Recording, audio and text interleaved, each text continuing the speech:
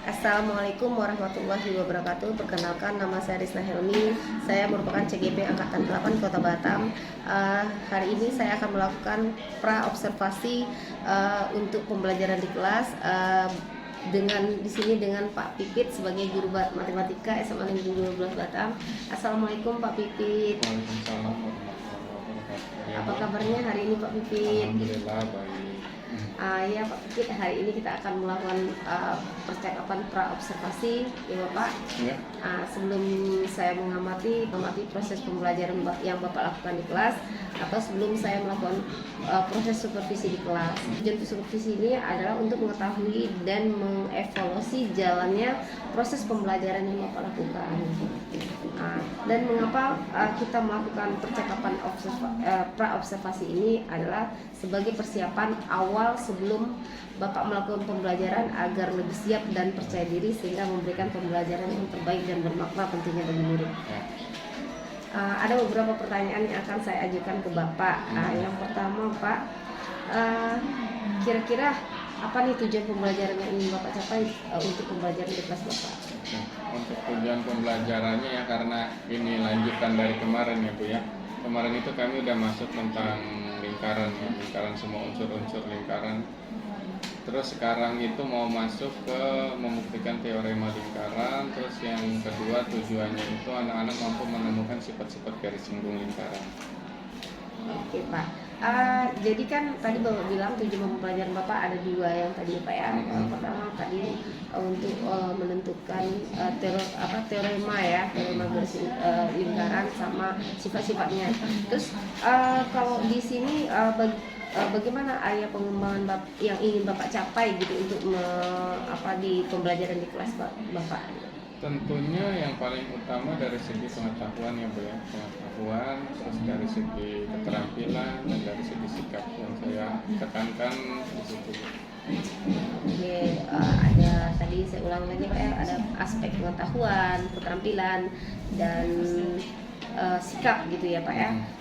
Jadi bagaimana nih rancangan pembelajaran yang ingin Bapak terapkan di kelas Bapak, baik strategi, model maupun metode? Kalau rancangan saya udah susun di modul ajar ya Bu ya. Modul ajar saya susun, saya pakai metode performance learning dengan berbasis diferensiasi ya, tentunya juga menyangkut KSE juga Bu.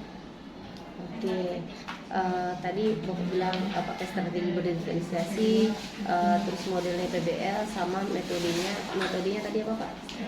Apanya? Metode yang Bapak gunakan?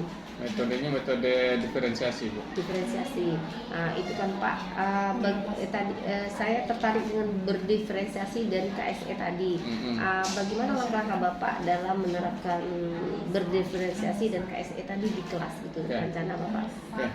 Kalau rencana sih ini udah saya jalanin Bu. Soalnya kan kalau untuk yang berdiferensiasi kan saya udah jalanin pas sebelum saya masuk ke materi ini Bu. Sebelum pas saya mau masuk materi, saya di pertemuan minggu sebelumnya saya udah kasih asesmen awal untuk anak-anak yang berupa soal-soal prasyarat masuk ke lingkaran. Terus gunanya apa? Gunanya untuk mengetahui capaian anak-anak itu ya, dimana biar kita enak mulainya dari mana. Jadi kita belajar pun yang sesuai dengan kebutuhan siswa itu ya Bu. Terus yang kedua, saya dengan ini Bu, dengan angket ya. Gunanya angket itu untuk apa ya? Untuk mengetahui daya belajar anak. Menarik sekali ya Pak ya. Terus kira-kira bagaimana dengan media yang Bapak gunakan untuk di kelas gitu? Media apa gitu? Apa yang Bapak gunakan? Kalau untuk medianya saya di situ menyiapkan ini ya, karton berbentuk lingkaran saya siapkan, infografis juga saya siapkan ya Bu ya. Terus juga saya penggaris busur, saya siapkan juga beberapa untuk anak-anak yang ingin langsung mempraktekkan dia sudutnya di mana, jadi biar enak. Terus juga saya beberapa karton saya siapkan ditempel-tempel untuk mengetahui unsur-unsur lingkaran itu. Hmm, kayaknya makin menarik ya Pak ya. Kira-kira kapan ya waktu yang akan Bapak lakukan untuk kegiatan pembelajaran ini? Harinya kapan? Di kelas mana? Jam keberapa gitu? Rencananya itu hari Selasa ya Bu ya. Hari Selasa itu tanggal 10 Oktober.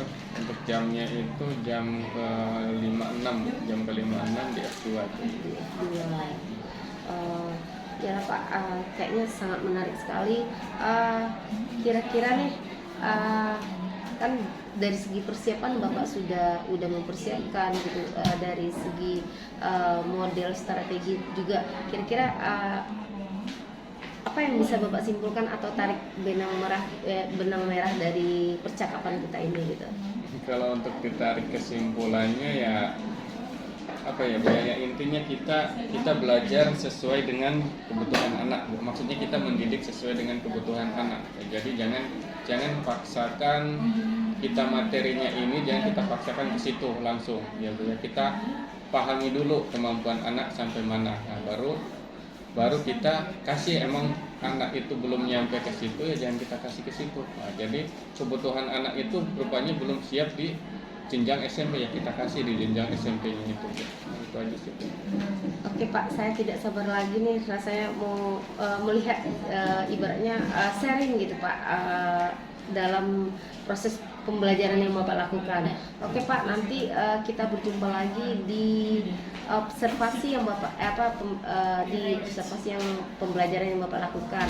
Tapi setelah itu saya juga akan menginformasikan ke Bapak kalau kita akan ada pra, ada observasi. Setelah observasi saya akan mengadakan lagi jumpa sama Bapak pasca observasi, tapi nggak kita berdua, ada PP saya ya Pak ya. Jadi mohon kesediaan Bapak untuk membantu saya gitu. Mudah-mudahan lancar semuanya. Amin. Oke lah Pak, sekian dari saya ucapkan terima kasih. Assalamualaikum warahmatullahi wabarakatuh. Waalaikumsalam warahmatullahi wabarakatuh. Sekian percakapan pra observasi kami. Kami akhiri. Assalamualaikum warahmatullahi wabarakatuh.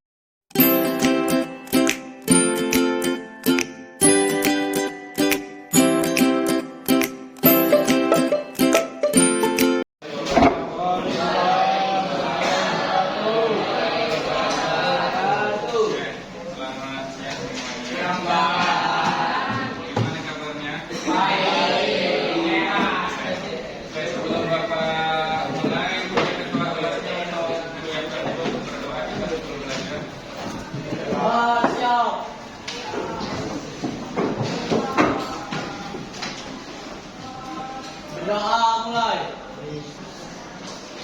Berdoa selesai. Beri salam. Assalamualaikum warahmatullahi wabarakatuh. Apa juga? Agustian. Hadir Pak. Aldi. Aldi. Siapa? Alieka. Sony. Andi. Arya. Sakit Arya ya. Iya Pak. Iya Pak. Dari Lirawan. Dari Paris. Diki. Eli. Majli. Imam. Saya Batu. Imelia. Jaya. Liza. Lydia. Febriansa. Kennedy. Bapak seperti biasa kayak minggu-minggu sebelumnya kita speaking dulu ya. Kita ngikutin kayak aturan Bapak ya, yang kemarin kita ngikutin aturan Bapak dan pakai aturannya yang demi aturannya yang salah yang tidak fokus. Kalian harus jalanin, jika dapat tantangan kalian harus melaksanakan tantangan itu, dan jika dapat kejujuran kalian harus jawab dengan jujurnya. Oke. Ya, kepala, perut, kaki, lutut, telinga,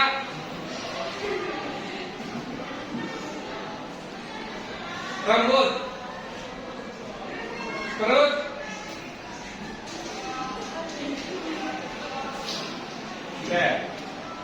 pinggang, tangan,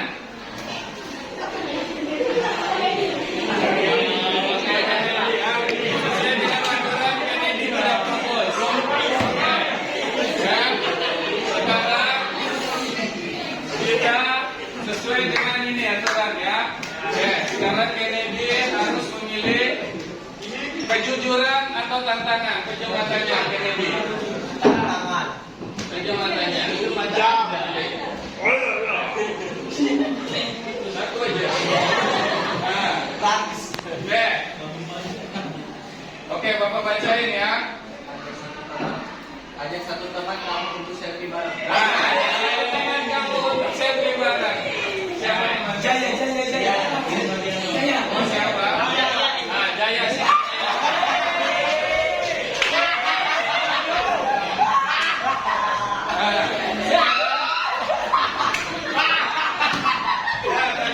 Pakai handphone bapaknya.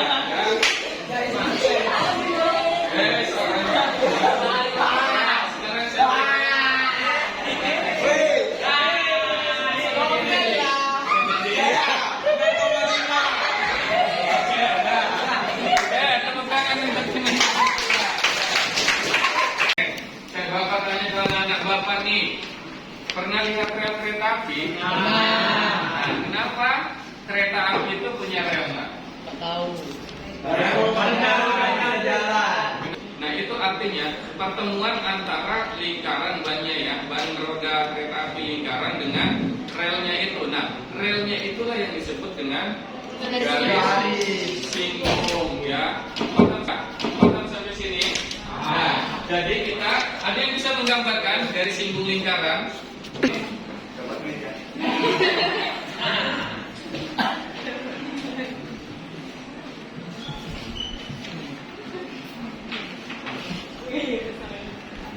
Hebat Mas Aldi.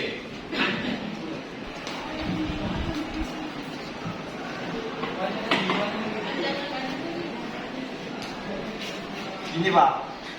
Ya. Aslinya ini menempel nah ya, menempel kayak itu buatlah menempel di garisnya itu. Menempel pas di rodanya ya.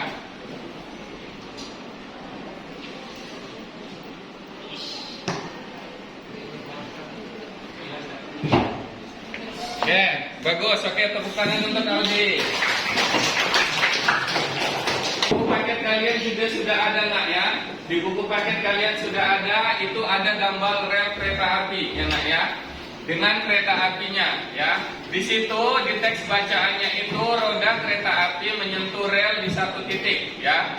Secara matematis dikatakan bahwa rel nih ya, rel ini disebut dengan garis singgung. Roda dan titik sentuhnya disebut dengan titik singgung. Mana titik singgungnya nih? Yang menyentuh ke rel ini disebut dengan titik singgung. Nah, yang dijawab sama Aldi, inilah titik singgungnya ya. Ini garis singgungnya. Oke, sampai sini paham?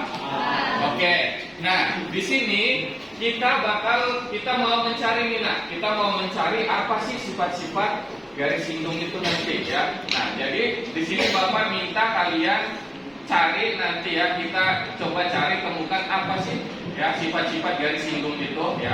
Nanti kita bakalan cari bareng-bareng. Kemarin kita udah bagi kelompoknya ya.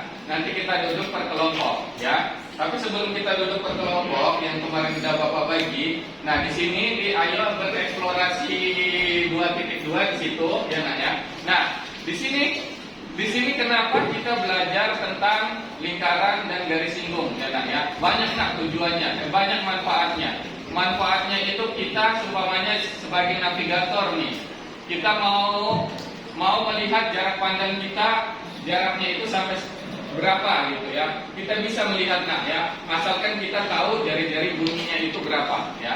Jari-jari bumi kita tahu, kita dapat mengukur seumpamanya kita berada di cakrawala atau kita berada di kapal di atas dek dengan ketinggian berapa puluh meter, terus kita mau melihat ke agak kejauhan dengan jarak pandang kita berapa, itu kita bisa menghitungnya nak ya. Sekarang Bapak udah bagi kemarin kelompoknya, kalian duduk sesuai dengan kelompok yang sudah Bapak bagikan ya. Nah, boleh bergerak dari sekarang nak.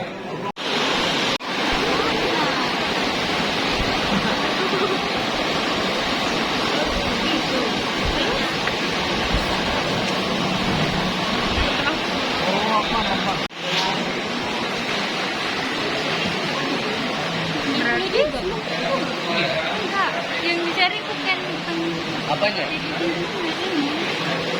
menentukan oleh dari tinggi sama jari-jari. Ini nggak sih? Jadi dapatnya tuh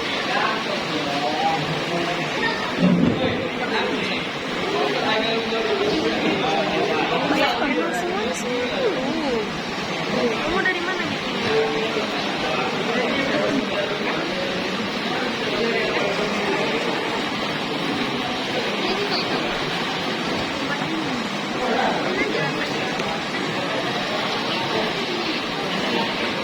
Contohnya seperti ini kalian ini kan beda-beda nih dari simpulnya kan ini ke sini, ini ke sini, ini ke sini. Kira-kira berapa sih semuanya? Cara ukurnya ya pasti ada ini yang penting sebelah namanya. Jadi ini juga kayak ukur berapa ini? Kira-kira berapa? Nah, artinya ini sudah dua. Ini berapa coba kalian? Nah, setelah dapat kalian jawab nggak di sini berapa sudutnya? Coba kalian ukur lagi yang ini berapa sudutnya?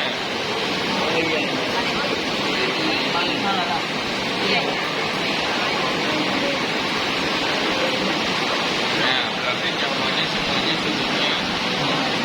Nomor 2, kira-kira yang A itu berapa titik, nak? Nah, boleh gambarkan Lydia. Dua titiknya seperti apa? Kawan-kawannya kalau ada yang masih bingung. Nah, dari sini aja dulu.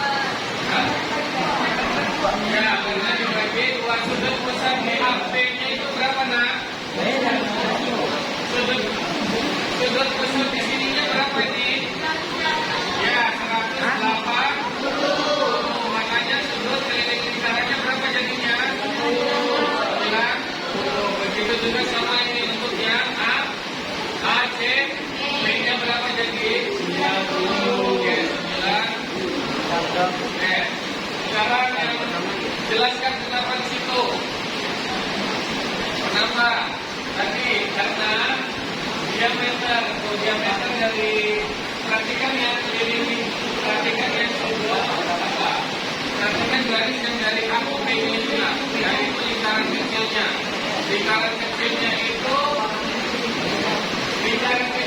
titik pusatnya diameternya di AB ya. Sudah jelas di situ untuk sudutnya 180. Oke, dan sekarang untuk kelompoknya. Oke. Nah, kira-kira dari pembelajaran kita ada yang bisa menyimpulkan? Ada yang bisa, oke. Menurut Lazijah bisa menyimpulkan apa itu sih kesimpulan dari Lazijah? Apa Lazijah kesimpulannya? Berdiri. Jadi garis itu berpasangan dengan lingkaran di satu titik. Titik potong lingkaran dengan garis itu disebut titik singgung. Garis singgung dari jari-jari lingkaran di titik perpotongan tegak lurus. Garis satu titik di luar lingkaran dapat disebut dua garis tersinggung yang sama panjang. Oke, bagus. Oke, ada tambahan lain nggak dari itu? Oke, tepuk tangan untuk Nurul Lazijah. Ya, ya, apa? Betul tadi ya, sudah dijawab sama Nurul Lazijah ya. Nurul Lazijah tadi dibilangnya itu garis singgung itu memiliki tempat satu titik di lingkaran itu ya, seperti ini nih. Ya, tempat satu nih, seperti ini. Ya, tempat satu titiknya. Oke, yang nomor 2, titik potong lingkaran garis singgung itu merupakan titik singgung nih. Titik B itu merupakan titik singgung. Tadi terus yang terakhir itu sudutnya 90 derajat. Oke.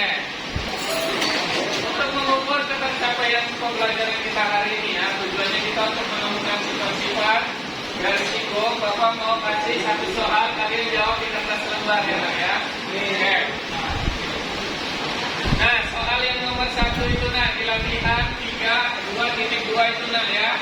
Coba kalian kerjain di kertas lembar, tulis namanya Nak ya. Itu gunanya untuk apa? Gunanya untuk Bapak ingin mengetahui hasil belajar kalian Nak ya.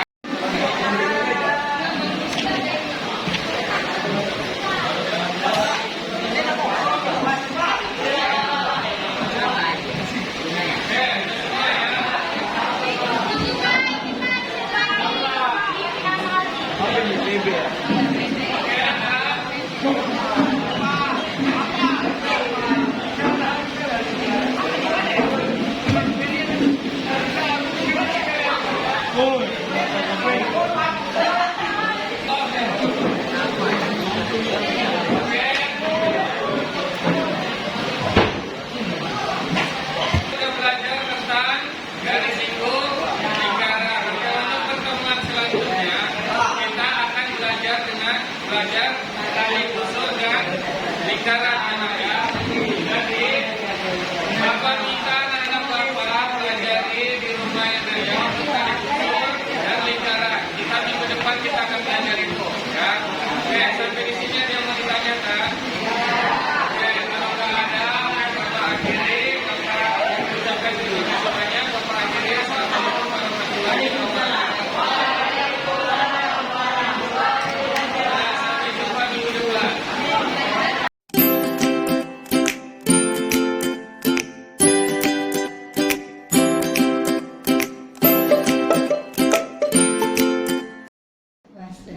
Assalamualaikum warahmatullahi wabarakatuh. Perkenalkan, nama saya Risna Helmi, CGP Angkatan 8 Kota Batam.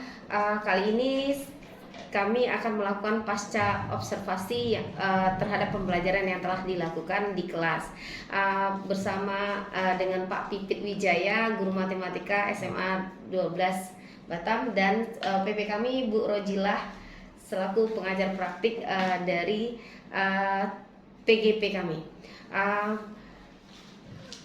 Assalamualaikum Pak Pipit. Waalaikumsalam warahmatullahi wabarakatuh. Ya Pak Pipit, kemarin kita kan sudah melakukan observasi. Sekarang saya tanya sedikit lah tentang pasca observasi, boleh ya Pak? Boleh.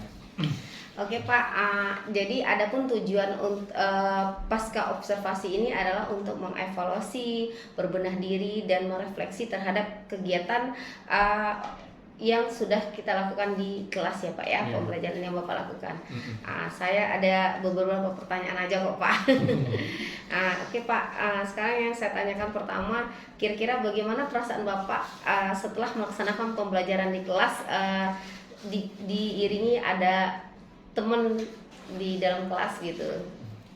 Yang jelas pembelajaran di kelas ya kemarin ya saya sangat senang gitu, sangat antusias ya. Gimana ya, karena apa ya, karena dilihat langsung gitu oleh kawan-kawan kita ya, gunanya untuk apa, gunanya untuk perbaikan pembelajaran saya di kelas. Jadi Pak, saya ingin ibaratnya flashback kembali. Kemarin kan saya pra observasi itu sudah saya tanyakan. Kira-kira saya ngulang kembali gitu Pak ya. Area pengembangan yang Bapak lakukan di kelas kemarin sama langkah-langkah pembelajaran yang Bapak lakukan ketika di dalam kelas gitu Pak. Boleh diulangin lagi Pak? Kalau untuk area pengembangannya yang jelas ya, saya kan sebelum masuk ya sama lah, bukan hanya untuk kegiatan kemarin aja, untuk kegiatan-kegiatan saya pun setiap masuk pasti saya menyiapkan perangkat ya, menyiapkan perangkat, menyiapkan RPP, menyiapkan langkah-langkah pembelajaran yang akan saya lalui ke anak-anak ya, tujuannya untuk apa? Tujuannya untuk mencapai keberhasilan peserta didik kita kan Bu. Nah terus apa lagi tadi Bu? Area pengembangan yang Bapak lakukan gitu, di bagian mana gitu? Area saya yang saya kembangkan di area area pengembangan ya Bu ya? Iya, area pengembangan Pak. Kalau untuk dari area pengembangan mungkin dari segi media ya Bu ya, media, terus dari segi apa lagi ya, dari segi media, terus Penilaian. ya penilaian, terus penilaian sikap, penilaian pengetahuan, penilaian keterampilan dan lain sebagainya. Oke Pak, tadi kan Bapak sudah menyebutkan, saya flashback kembali, area pengembangan Bapak itu di pengetahuan, keterampilan, dan sikap, serta media-media yang Bapak sajikan seperti itu ya Pak ya. Jadi menurut Bapak nih, area pengembangan tadi itu apakah sudah berhasil gitu? Kalau dari segi kemarin ya Bu ya, kalau dari segi kemarin saya melakukan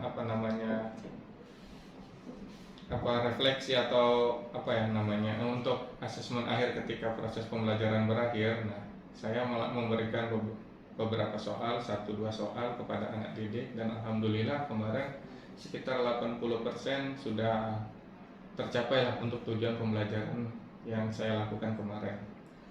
Oke, Bapak tadi bilang 80%. Yang mau saya tanyakan nih Mbak, apa indikator keberhasilan Bapak itu gitu? Indikator keberhasilannya itu dari segi pengetahuan. Dari segi pengetahuan mereka sudah mencapai apa yang saya rencanakan untuk tujuan pembelajaran saya pas hari itu. Oke Pak, di sini Pak, apakah ada hal-hal yang sudah baik dari pembelajaran Bapak di kelas gitu yang sudah Bapak lakukan gitu? Kalau hal baik ada ya Bu ya, kayak contohnya ya yang tadi yang saya sebutkan, untuk menyiapkan rencana pembelajaran, terus menyiapkan media, terus antusias anak juga belajar meningkat dengan adanya kemarin saya melakukan esprepping itu ya, tujuannya kemarin ya Ibu lihat sendiri ya, tujuannya untuk melatih kefokusan anak ya ketika pembelajaran nanti dimulai ya. Oke Pak, kan itu tadi Bapak bilang yang hal-hal yang sudah baik ini. Jadi kalau yang kendalanya, apakah ada kendala yang Bapak hadapi gitu selama proses pembelajaran yang Bapak lakukan? Yang jelas kalau kendala pasti ada Bu ya. Namanya kita mendidik bukan 1 anak atau 2 anak aja, ini sekitar 30 atau 40 ya Bu ya. Namanya kendala pasti ada. Yang satu ada yang kurang memperhatikan, yang satu ada yang ini ya Bu ya. Yang namanya kita pendidik ya, kita harus melihat semuanya atau menguasai area kelas semuanya ya, kita datengin Bu yang sumpamanya yang tidak fokus ataupun dalam belajar dia main-main, tidak bekerja sama dengan teman-teman yang lainnya, saya datengin. Oke Pak, Jadi kan tadi Bapak bilang kan ada anak yang tidak aktif, ada yang ini hanya main-main. Kira-kira nih hal apa yang harus Bapak tingkatkan supaya semuanya anak itu terlibat aktif gitu dalam proses pembelajaran Bapak? Mungkin di ini sih Bu ya, mungkin yang namanya ini ya Bu ya, namanya pembelajaran matematika di mana-mana itu ya, baik dari SD, SMP, SMA itu momok yang paling menakutkan menurut anak ya. Mungkin ya satu-satunya cara ya dengan cara dari sayanya sendiri Bu, menciptakan pembelajaran yang menyenangkan ke anak biar anak-anak lebih fokus untuk belajar Bu. Oke. Pak, misalnya nih ada level 1 sampai 10. Kira-kira Bapak memposisikan diri Bapak tuh pada level berapa gitu? Aduh, itu pertanyaan berat Bu ya. Pertanyaan berat itu mungkin ya kalau dari segi kemarin ya Bu ya, dari segi Dari kemarin segi untuk pembelajaran yang Bapak lakukan kemarin untuk gitu.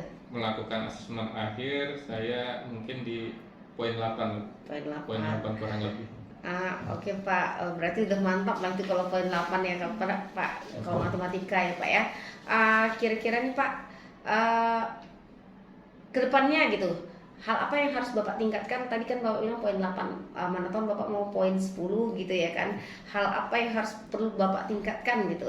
Yang namanya peningkatan itu pasti jelas harus ada Bu ya. Yang namanya anak aja gitu, kita harus tingkatkan belajar mereka. Sama kita pendidik juga harus lebih meningkatkan dari segi kualitas mengajar kita ya. Caranya dengan menyiapkan lebih matang lagi Bu, menyiapkan lebih matang lagi dari segi RPP, dari segi modul ajar dan lain sebagainya Bu. Gunanya untuk apa ya? Gunanya untuk mencapai tujuan yang kita maksudkan tadi, tujuannya untuk pengetahuan, keterampilan dan sikap. Oke Pak, sudah sangat baik sekali ya Pak ya. Jadi Pak, kira-kira apa rencana Bapak kedepannya dalam kayak mengcover gitu kebutuhan anak tadi yang berbeda gitu? Kalau rencana kedepannya kemarin juga udah sering melakukan pelatihan ya dengan cara yaitu Bu melakukan asesmen awal ya. Saya melakukan 2 cara Bu ya. Yang cara itu melakukan asesmen awal dengan pembelajaran prasyarat ya. Misalnya kita masuk ke lingkaran, jadi prasyarat lingkaran itu apa kita ujikan ke anak ya Bu ya. Jika belum ya nanti ya itulah kemampuan anak ya, kita mulai dari situ Bu. Nah terus untuk yang keduanya mungkin saya dari diagnosis itu Bu ya, apa kayak belajar anak. Jadi saya mengasihkan beberapa angket ke anak yang nanti anak itu isi, jadi kita tahu mana anak yang kinestetik, mana yang audio dan lain sebagainya. Oke Pak, sudah sangat menarik sekali itu Pak ya. Jadi lanjut ya Pak, terkait dengan waktu pelaksanaannya pembelajaran yang Bapak lakukan itu kan ada yang tadi menyenangkan buat anak, itu artinya berdiferensiasi ya Pak ya, dan KSE ya kan Pak, Bapak melakukan ice breaking. Itu kira-kira kapan yang waktu yang Bapak lakukan untuk proses tersebut gitu di dalam pembelajaran gitu? Kalau untuk itu ya yang diferensiasi itu ya Bu ya di awal pembelajaran ya Bu ya, sebelum kita masuk ke pembelajaran kita wajib mengelompokkan ataupun mana yang kinestetik dan mana yang lain sebagainya. Terus kita juga memberikan asesmen awal gunanya untuk apa ya tadi Bu, gunanya untuk mengetahui tingkat kemampuan anak ini sampai di mana. Sumpamanya kalau anak ini belum mencapai apa yang kita mau ajarkan ya kita balik lagi ke awal yang anak belum mengerti itu Bu. Terus kalau untuk KSE ya KSE itu sama ya tadi ya Bu ya, untuk KSE itu di awal ya. Kalau di awal itu tadi yang KSE untuk pembagian angket Bu ya, untuk pembagian angket kita lakukan di situ Bu. Begitu. Jadi kira-kira nih terakhir Pak, komitmen Bapak terhadap pembelajaran di kelas itu seperti apa gitu? Komitmennya sama Bu ya. Kita namanya pendidik ya. Pendidik tujuannya untuk keberhasilan anak didik kita kedepannya ya saya pribadi ya terus meningkatkan kualitas saya, terus melakukan pelatihan dan lain sebagainya. Sama kayak yang ibu lakukan sekarang, terus melakukan pelatihan. Kadang saya merasa iri dengan ibu banyak kali pelatihannya, saya mau mengikuti ibu. Sudah sangat menarik sekali ya Pak ya. Pak, dari percakapan kita ini sudah merangkum semuanya. Bapak sudah menjelaskan dari awal Bapak dan tujuan kita untuk melakukan pasca observasi ini. Saya ucapkan terima kasih sekali ya Pak ya. Sudah berjalan dengan lancar gitu Pak. Jadi kira-kira nih kalau Bapak simpulkan nih Pak, apa yang Bapak bisa tarik benang merahnya dari percakapan kita ini gitu Pak? Kalau dapat disimpulkan ya kita itu mendidik, bukan hanya maksudnya kita itu menyiapkan segala apapun, bukan hanya pas waktu kita dinilai sama orang ya Bu. Kita setiap harinya kita yang menyiapkan segala apa yang siswa butuhkan ya Bu ya. Tujuannya apa? Tujuannya yaitu untuk membuat pembelajaran lebih menyenangkan ke anak, berpihak ke anak. Terus yang kedua juga agar pembelajaran kita di kelas jauh lebih efektif. Itu aja sih Bu. Oke lah Pak, terima kasih ya Pak Pipit. Demikianlah pasca observasi yang telah kami lakukan. Saya selaku CGP saya ucapkan terima kasih. Assalamualaikum warahmatullahi wabarakatuh. Waalaikumsalam warahmatullahi wabarakatuh. Terima kasih sekali pada Bu Risna selaku CGP Angkatan 8 dan Pak Pipit selaku guru yang diobservasi Bu Risna. Obrolannya tadi sangat menarik dan antara Pak Pipit dengan Bu Risna saling menggali potensi masing-masing. Dan semoga dengan kegiatan ini ke depannya Pak Pipit juga nanti bisa mengajak kawan-kawan sejawat yang lain untuk melakukan kegiatan yang sama sehingga nanti pada akhirnya kita semua guru bisa melaksanakan atau menerapkan pembelajaran yang menyenangkan dengan pembelajaran yang berdiferensiasi. Kemudian anak pun kita penuhi kebutuhannya. Dengan melakukan asesmen awal, kita bisa mengetahui kebutuhan yang anak butuhkan. Oke, semoga dengan kegiatan ini kedepannya kita semuanya bisa menerapkan pembelajaran yang menyenangkan, berpihak kepada siswa. Terima kasih Bu Risna, Pak Pipit. Assalamualaikum warahmatullahi wabarakatuh.